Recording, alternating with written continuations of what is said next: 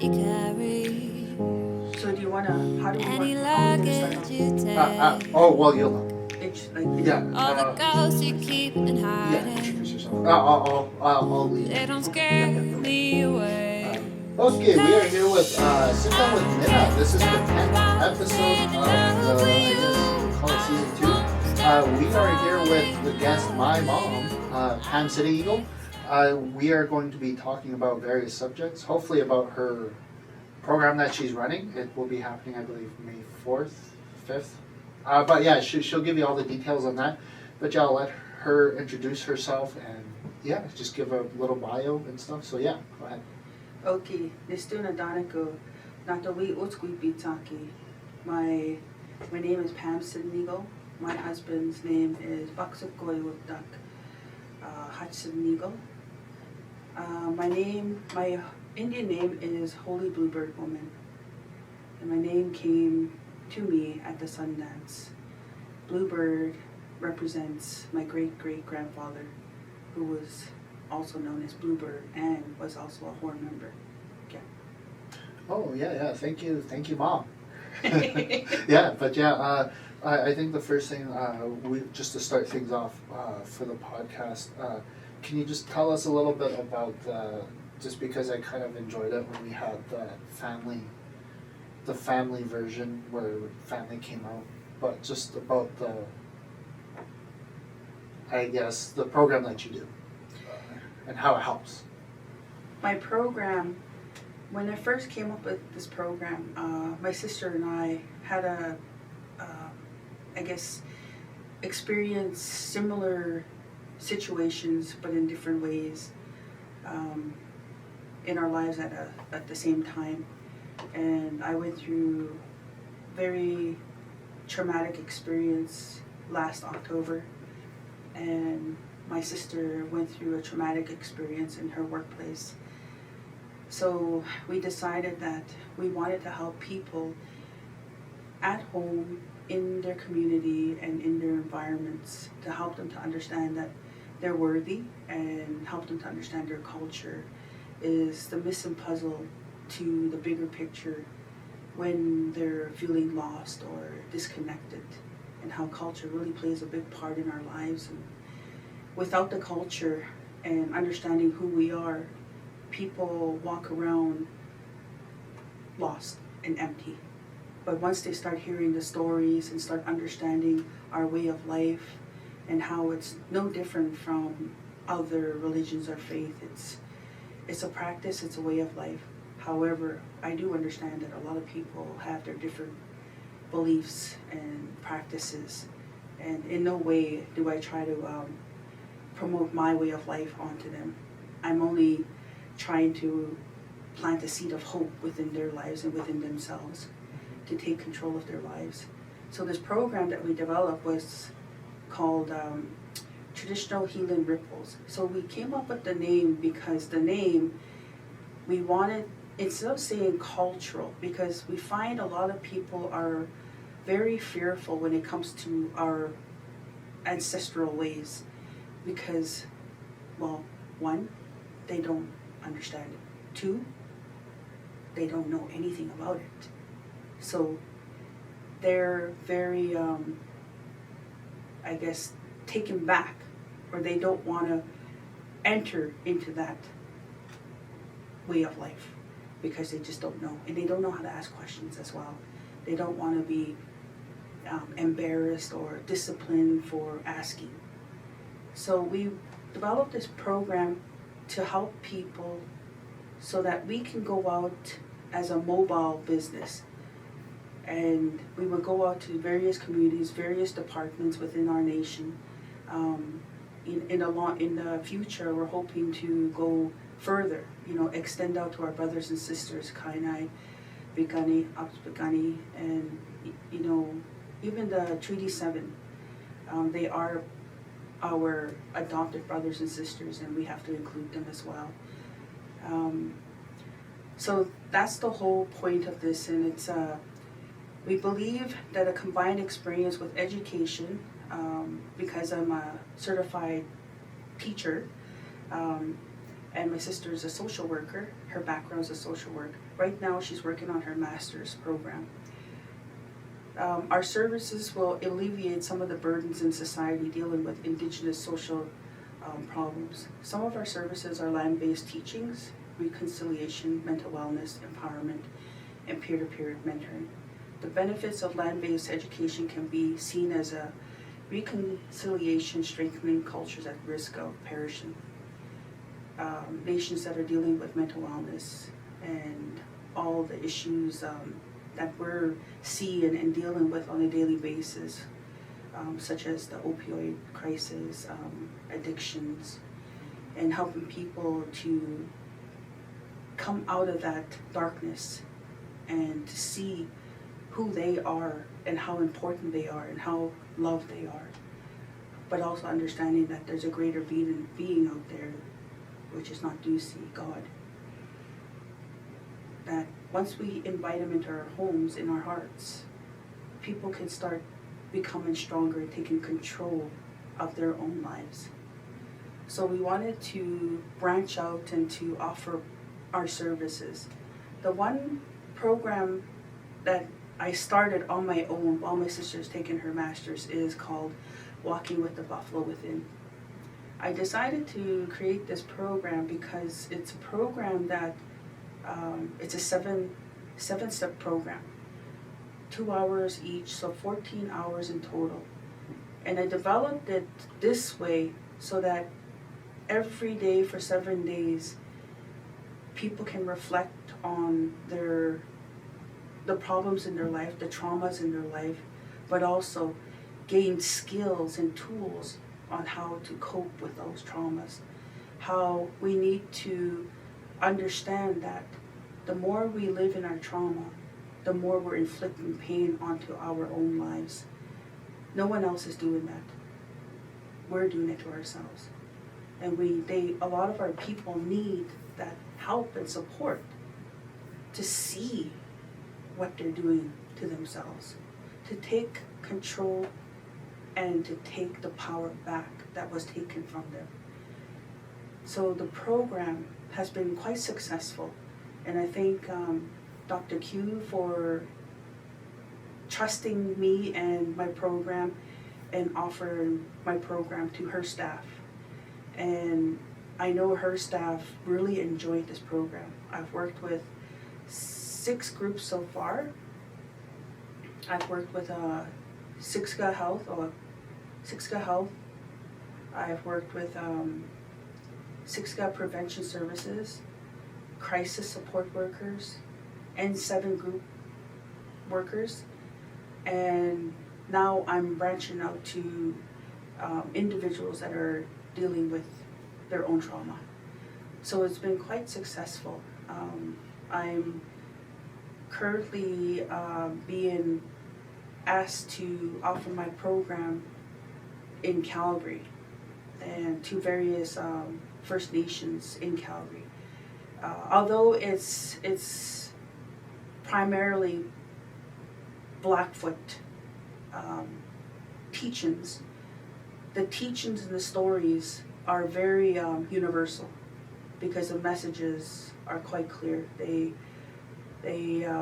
help people understand how to be patient, compassionate, how to love themselves, how to forgive,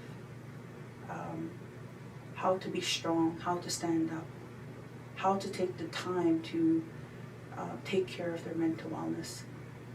So I'm working with this, and I had the pleasure of having my youngest son join me, and he was actually my helper, but he really enjoyed this program. And he commented on how it's something that our people need, not just people like our people, but non-Indigenous people.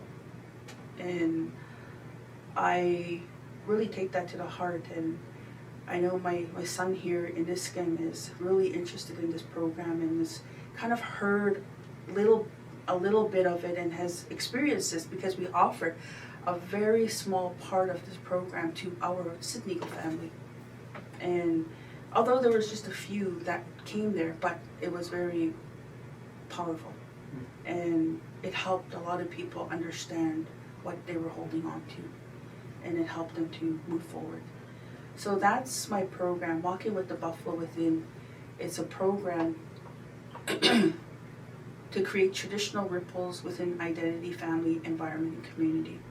To walk with the buffalo within requires strength, guidance, and hope in the mind, body, and spirit to make steps towards healthy changes through art therapy, stories, and vulnerability. So that is Walking with the Buffalo Within. Oh yeah, it's I really like the idea because I don't think people realize that well, when I went there, I don't really think people realize how much trauma affects them on the inside up until you actually confront it, because it's kind of, I guess, something that we don't really address too much, and it's something that it actually isn't addressed until we actually start looking at ourselves in different ways. And I didn't even know that, like, for myself, it's almost like looking, kind of like opening a new door in a sense, because it's, well, not opening a new door, I guess, unlocking an old one, I guess, it would be the best metaphor, I guess, to say. Yeah. And it's almost like going through it, and it's like this old door that you haven't visited in so long, and you forgot that it's there. And so as soon as you go through that door, it's very emotional, because it's something that you haven't really dealt with, and we don't realize that we stuff things down deep, and people think that they're okay. People think when the stuff happens that it's just, you know, like for myself, if I were to go through something, I would go, okay, well, it happened, and I stopped thinking about it, and it's gone. But really, subconsciously, I'm sitting there, and subconsciously, it affected me, but I didn't know. So that's why I liked the program, because it's kind of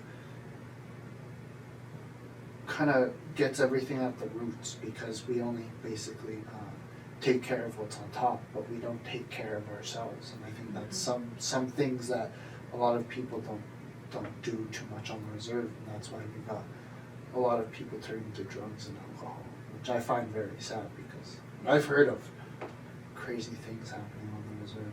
Yeah. It's pretty sad. Oh, I find it pretty sad, just knowing that there's kids out there who are going through something, who basically, I guess, today, who are drinking.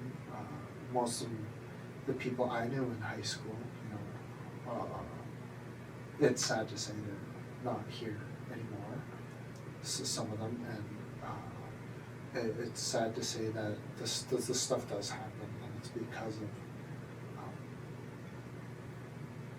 it's a really hard subject to talk about. Yeah. I'm trying not to be too touchy, but I guess if we say it in a sense that it's nobody's fault, I guess, but again, it's just addictions. So, it's not just addictions. It's a challenging time for people, and I think to use this program, I think it would help people understand people who have addictions, and help people understand themselves, and it'll bring this new kind of way of thinking that we shouldn't judge people, and we shouldn't treat people any differently. You know, we're all equals, and learn to be kind, because the reason why we're frustrated and stuff, and it's because we have our own traumas, and so in turn we treat. But yeah, that's basically. We'll keep talking. This was the first segment of Sit Down with Nin'na. But yeah, we'll be back after the short break on 104.7. But yeah, come back. Okay, we are back with segment 2 of Sit Down with Nin'na with my mom, Pam City Eagle. So we are here. We just finished talking about, I believe, addictions and her program and stuff, and we were going over what kind of things that we can do to overcome addictions and overcome our own internal, personal emotions in our own way. But yeah, it just again, the program I think is very useful, just to expand on that. Like I liked it very much, just because, as I said before, it's very eye-opening, and it's something that a lot of people, I think, would find very helpful, and I think is a program that should be actually pushed out there, because just allows you to get to know yourself a little bit better, you know. Mhm. Yeah, like for myself, just in, I think it was September too, I was actually starting to think a lot differently, because I just finished school, and it was kind of like, I guess I was using school as a way to cope with things, and I used my work as a way to stuff things down, and so I didn't know I was doing that, right? And so when I finished school, I think it was good that I took a little bit of a 6-month break, because it allowed me to reflect on myself and think about things that I haven't done before, or like people don't know that if you just to get to know yourself, you know, sometimes we don't even know which kind of color we like, or what we actually like to do. And that's what kind of questions I was asking myself. I even asked myself, do I even want to do music, right? So I was asking myself questions like that, and I think this program actually will get people there, because it gets them out of that mindset of working too hard, or, you know, they get lost in their addictions and stuff. But yeah, it's a very helpful program and stuff, and just dealing with other things. But one thing I guess we could talk about, or maybe you could tell people who are listening, what would your advice be to people who are, I guess, trying to overcome things, you know, trying to, you know, without, you know, I guess, well, because you know how some people, they're a little bit touchy in it, but what would your advice be to somebody who's trying to cope with something, or trying to get over something in that sense? I think my advice to people is to be true to yourself, and it's so hard to love yourself, and especially men. Men have a hard time accepting, I guess, people and compliments. Men have a hard time being vulnerable because, well, mainstream society, men have to be the strong one. Men have to show that they're the strong one. They can't show emotions.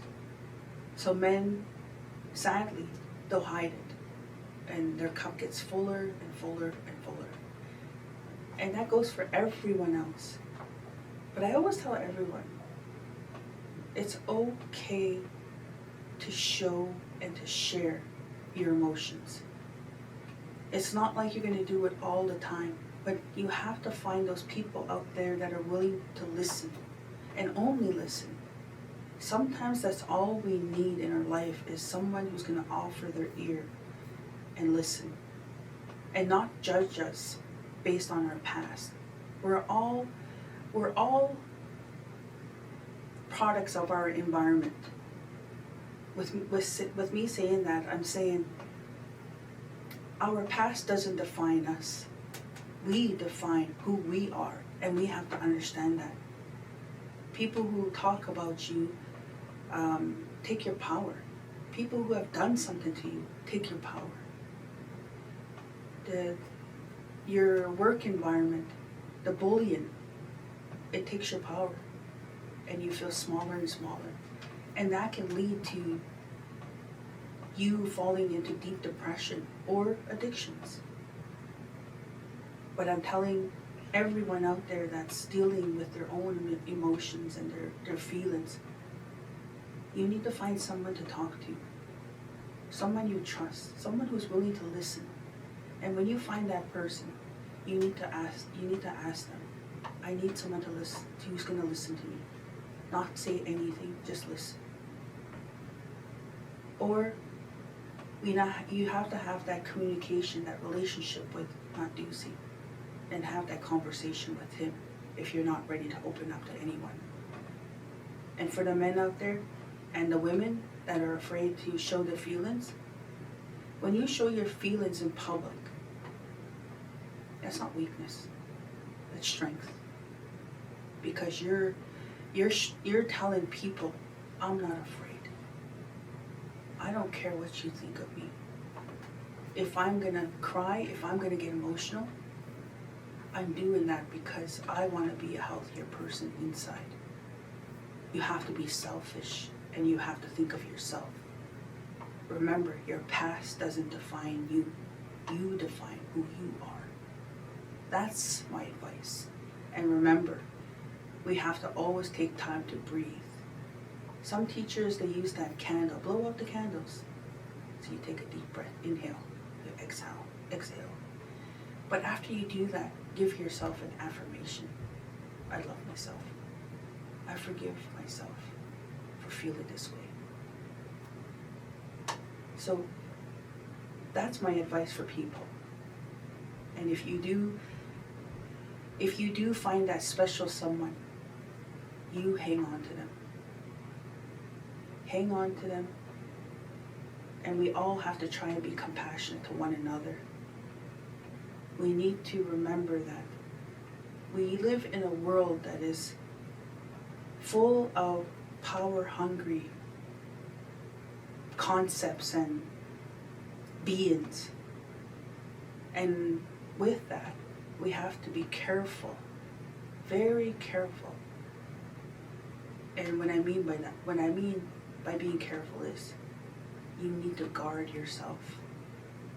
So when you leave every day, you have to put on that cloak that's going to protect you. Call on the Creator to help you, to protect you through the day. And at the end of the day, you take the time for yourself and love yourself. Reflect on what you learn, because everything that you encounter in your life has a purpose. Everything, from the good to the bad, it's a balance. We learn from everything. So try to see with that buffalo eye and see everything. Open your mind, your spirit, and your heart to receive all the messages in life. Okay? Oh yeah, well, thank you for that. Just because stuff like that's very important in people's lives. And the other thing I think I would also like to expand on is, well, like, because you're bringing it up, and you just brought it up a little bit, but culture is one big thing of our people, and I think is an important aspect of who we are, and a lot of people don't realize how important, our culture is, because I think it was 2015 when I found out, the only thing that's keeping us Blackfoot, basically, is in the Indian Act, right? It says that we culture. I believe it says culture and language, and something like that. Some along the lines of that is what makes us us. So without that, if we lose our language, the government could come and say we're not Blackfoot anymore. Then they're saying we can take this land. You want to stay true with the treaty, or sorry, the Indian Act. So you're no longer native. We're going to take away your status and stuff, and all that other stuff. So in a way, the people on the reserve who are practicing cultural things, I think, are important to Siksika, because without them, we wouldn't have Siksika, because the government could easily just take that away. And I think that's the thing that I didn't understand. Mm-hmm. Yeah, was how important culture is, and even the language, just the language, and just the language being so important, and especially knowing that it's just a small aspect of who we are, right? Mm-hmm. There's more to being Blackfoot than just the culture, right? There is the aspects of hunting, right? Yeah. Just being a Blackfoot outside of that ceremonial part, there was a way that we hunted. There was a way that we went out to war. There was a way that we gathered our food and stored our food, right? And there was ways that we did all this stuff. and all that stuff is just like a smidge of what it's like to be Blackfoot. And without all that, we're not Blackfoot. And it's also sad to say too that most of it is lost, like because just because of how fast the world is moving and how fast the cell phones, the technology is moving. Where I know that we lost some of the culture, and I think that's something that we should accept because culture does change. But I think if we dwell on that too much, we may lose a lot more than what we have already. So I think I think the idea that I'm going for is if we keep what we have now, we can gain a bit more and expand a bit more on what we have now, like culture, ceremonies, language, the knowledge that we have now. I know there's still people that can make a teepee the way that the people in the 60s used to. There's still people who can run certain types of ceremonies. There's people that can do these things. If we come together without judgment, or without this other stuff, I think we could really make Siksika thrive. And especially with the chief of council, I believe they're doing a good job too on the other side of things. Like taking care of the reserve. I think they're doing a pretty good job, and also too. But yeah, we're running out of time for this segment already. These go by really fast. But yeah, this was Sit Down with Nin'na segment 2, and yeah, come back for more after this break on 104.7. Hey. Okay, we are back with segment 3 of Sit Down with Nin'na. This is the 5th episode, and we were sitting down with my mom, and we just finished talking about the culture and how important it is to the people and stuff like that. Maybe you could just I guess, give your thoughts on how important culture is, in a sense. So, yeah. I think culture is really important. It's important because, like what you said, it's how we identify ourselves, our practices, our way of life, how we hunted and gathered, how we lived with one another, like our clan system. We don't have a clan system no more. People don't even know what clan they're from. Yeah. So now we have that problem of younger ones dating their own relatives because they don't know what clan they're from. Yeah. And they don't even ask. Yeah. So I think culture is so important because it helps us to keep things orderly. Not with society, but within ourselves too. Because with culture, our way of life, everything from waking up to smudging, to praying, to going out and doing your daily routines as our ancestors did, to how we mentored one another in the community, how we took care of one another in the community, and how we respected one another in the community. And basically how we live like the buffalo, right? Moving from one place to another, as some people would say, we're nomadic, but I don't like that word. I think culture helps us to understand who we truly are, because that is a question. When people that are not First Nations come to us, they're going to ask that question. What does it mean to be First Nations, Blackfoot, Siksika? You ask some kids that are in society, they'll tell you, oh, it's about praying. It's about working with the community. It's about, they can tell you somewhat of what it is to be Blackfoot in our culture. But if you ask someone who hasn't had this influence of our way of life, they won't know how to answer that question. Their response is probably, well, I'm Siksika. Well, what does Siksika mean? Yeah. Well, it means Blackfoot. Well, what does that mean? They don't truly understand what it means. Being Siksika should be how you think, how you feel, how your spirit feels. and how it resonates within your heart.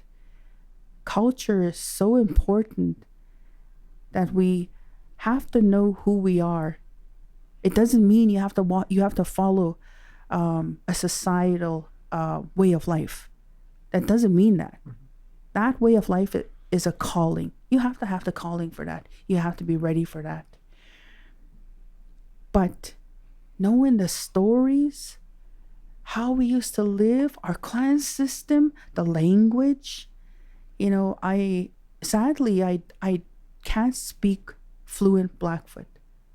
I wish I could. And I know that's my fault. That's nobody's fault. That's my fault. Like I need to take that initiative. And I think everyone else needs to take that initiative and start moving forward. Just keep talking. And understanding how important the language is. Because language, defines who Blackfoots are, who Tsuut'ina are, who Gainaquans are, etc. Because everyone's language is different. And you can go from our language to Gainaquans to Picanis. There's always a little different dialect. And it's different, but the same. Mm-hmm. And then even with the Cree language is very similar to Blackfoot language. Yeah. And it's funny. Some of the words are very similar. So I truly believe that our culture is the key. Education, they say, is the key. Yes, it is. You have to. It's just our way of life. You have to move with everyone else. Like what you said, technology. We have to advance. Yeah. If we stay stuck in the past, you're never going to grow. Mm-hmm. If you move with everyone else, you're going to grow. Mm-hmm. So our people need to understand how important we need to start applying everything to technology, allowing our culture and language to be accessible, and allowing mistakes and not disciplining because this person doesn't know. Or I guess overcoming gatekeepers in all cultures. Our way of life used to be common knowledge, common way of life, meaning it was like wearing a jacket. You don't go anywhere without your jacket. But now it's not. It's people have to go through great lengths just to get knowledge, just to get stories. And the stories themselves are so important. Just like for instance, the how Blackfoot women got their buckskin outfits and that design they have that goes from the chest all the way across their arms, the crow's wings. That story teaches so much values and a part of who we are and why we do the things we do and why we wear the things we wear. But I think it's so important. We have to make the initiative. We have to start somewhere to understand who we are, so that if there's ever that time, I pray there isn't, someone comes to us and says, who are you? What does it mean to be Blackfoot? Mm-hmm. And everyone should be able to say, well, it's our language. Mm-hmm. It's our celebrations. It's our way of life. It's our way of thinking. It's our way of feeling. It's everything about us. And being able to do most of those things mm-hmm. in your life. Yeah. You're not going to be able to accomplish every one of them, but at least you're trying to make that effort to carry on that knowledge onto your children, your grandchildren, your mm-hmm. great-great-grandchildren, so that they're not going to be lacking in the future. We have to think about them, our children, mm-hmm. and putting them in these situations of ceremonial or powwow, or understanding just the basics of powwow. Where did the chicken dance come from? Yeah. You know, the traditional, the buckskin outfit. Why do we have it? Mm-hmm. You know, they don't know the stories that go with that. Yeah. Or the prairie chickens. Why are they so important? Yeah. The bears, right? Yeah. I know some people don't like that word. I apologize. Everyone out there, I apologize for saying that word. Yeah.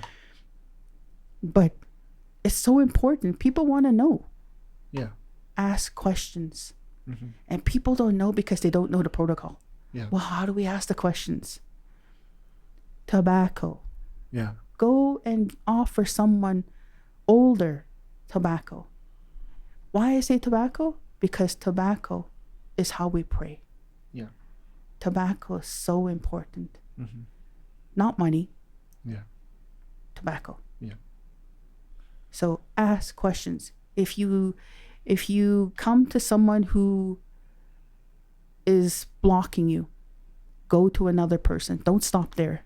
Go to someone else. You're going to find someone who's willing to answer all your questions. And we have so many grandfathers out here that are willing to share. You just have to be respectful. Uh-huh. Tobacco. Yeah. Loose, cigarette, pack, carton. Yeah. It doesn't matter as long as it's tobacco. Yeah. That's sacred. Mm-hmm. So understanding just the simplest thing as that and learning, hearing the stories, that should be something that is free. It should be. Yeah. And we shouldn't have to be told, well, if you want to know, you should join. Yeah. And that's like puts fear in people, our people. Yeah. Yeah.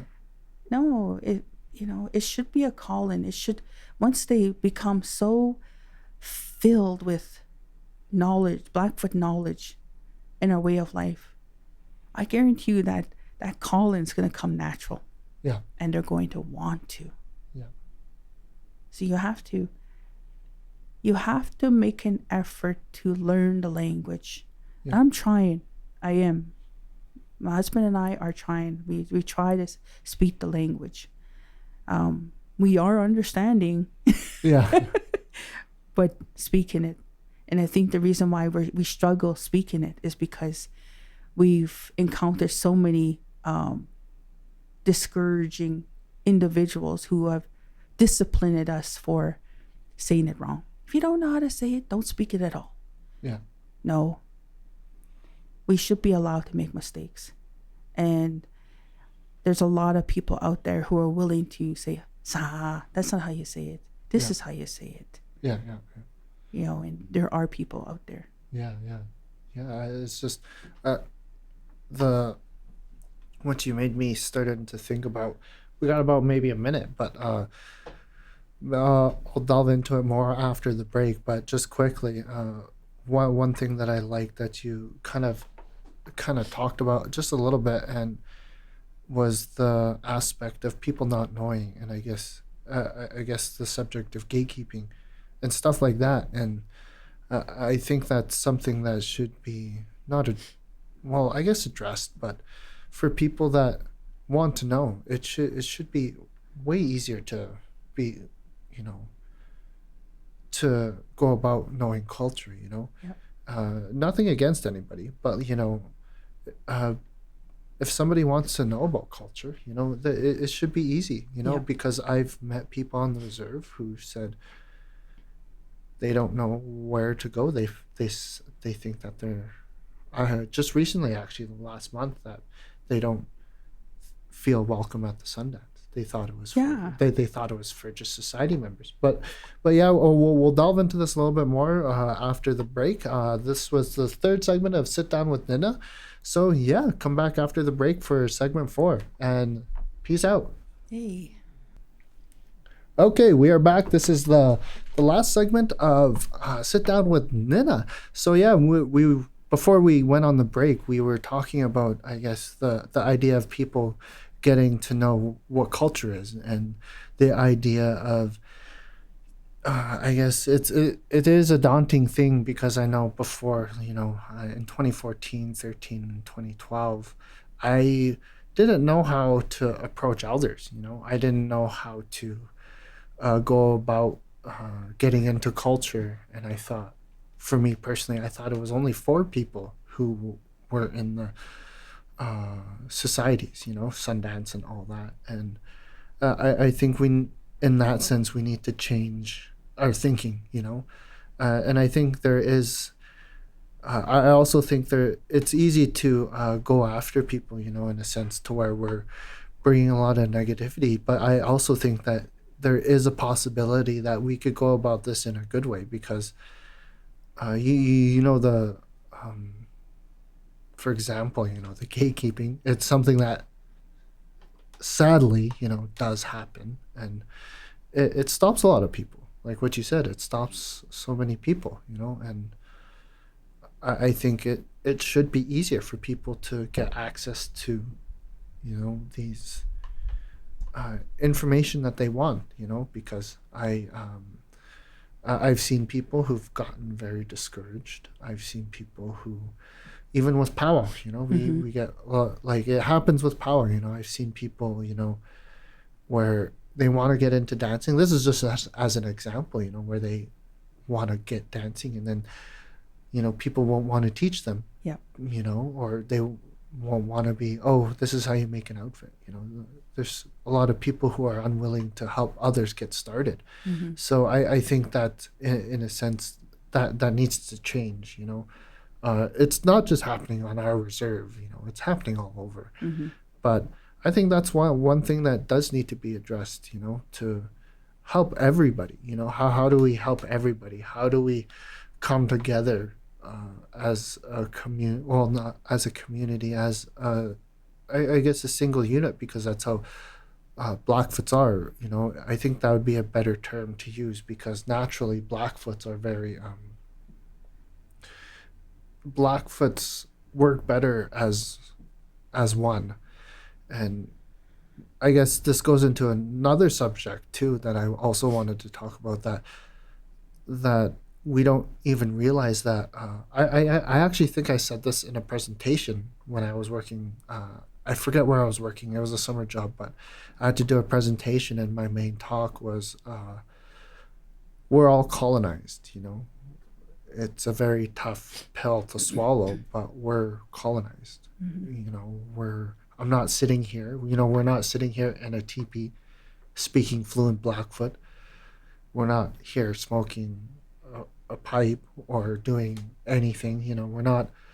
I'm not in here with a buckskin outfit, or talking, or my hair isn't done up like a Blackfoot, and that's because we're colonized. I'm sitting here in my Vans, and my sweatpants, and my sweater. And in a sense, I think that's one thing to address, is that we are colonized. We're colonized. But also, in a sense, we're lucky, because it doesn't have to be looked at in that way, because we still have our culture. And I think that's why we're lucky, because we didn't lose it all. We lost a lot, but we didn't lose it all. And I think rather than dwelling on what we lost, I think we should think about what we should have in that sense, because it's something that we need to hold on to. And the other thing that I also wanted to talk about too was the aspect of not, I think I gotta watch my words of choice, but the aspect of residential school. That's always brought up everywhere, and I think there could be a way to help people cope with that a lot better, because I think that's something that could be addressed in a way to where we're healing, instead of thinking about the past all the time. Because if we keep thinking about the past, we're not moving towards the future. And I'm not saying what happened in residential school wasn't wrong. It was wrong. It was sad that happened, residential school. And I'm not trying to take away from the people that went through that, and because I don't understand what they went through. But what we can do is we can help them heal in a better way. and we can help them move on. And I think the program that you're offering is a really good way, because it helps people move forward, and it helps people address those ways of thinking, and maybe we could get past the gatekeeping. We could get past all the obstacles. We could come together, because again, that is something that I've been thinking about since I was like 16.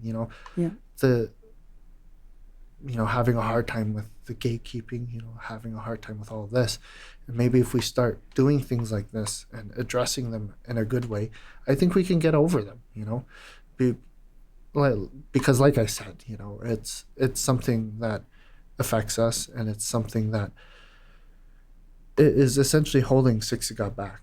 And not in a bad way, because I think everybody's entitled to feel the way they feel. Again, I think that's the one thing that I want to get across, is that the way they feel and what happened to them, they are entitled to those feelings. What I'm trying to say is, we need to move on in a good way from those feelings, and it'll help people become stronger, and it'll help people become mentally stronger. And that's, I believe, once we start doing that, and we'll move towards getting people, working on the language. We'll get people into culture. We'll get the whole reserve, almost like in Indian days, down at the Sundance. And it would be nice to see that. Even just last year's Sundance, there was a lot of people there. And so it would be awesome to get even more people down there. So stuff like that, just giving people the chance to be Blackfoot, giving people the chance to know themselves. Because, like, for me, naturally, I felt so connected to the Blackfoot way of life. And I think other people could feel that, because, naturally, that's just who you are. I felt so at home, going to ceremonies. I felt so at home being in a teepee, and I believe other people, if they experience this or going into your program, they'll get a sense of at home comfortableness, being comfortable with themselves, with their own feelings, continuing to be stronger mentally, physically, spiritually. And it'll be that first step of stepping into that Blackfoot way of life and dipping their hand into the spiritual way, in a sense, and spiritual and Blackfoot way. I guess they coincide together as a way of being. So, that's really what I wanted to expand on, was that all of that was what you kind of mentioned before, like the gatekeeping and all that, because we need to overcome that. That's just something to overcome. Also, too, I don't know what your thoughts on this are, but one thing that I think that we also need to, I guess, talk about, I guess, because I think some of these things need to be said, and I think, like, there's a lot of discouraging things, I guess, for people trying to learn. There's people out there that will judge and be like, oh, no, you're doing it wrong. No, like this. And I felt like that too sometimes, sometimes when I was trying to learn, trying to do things, I think that needs to change as well, in a sense, to where we're being more encouraging, and but the other thing that I also think that affects us more is the drugs and alcohol, though.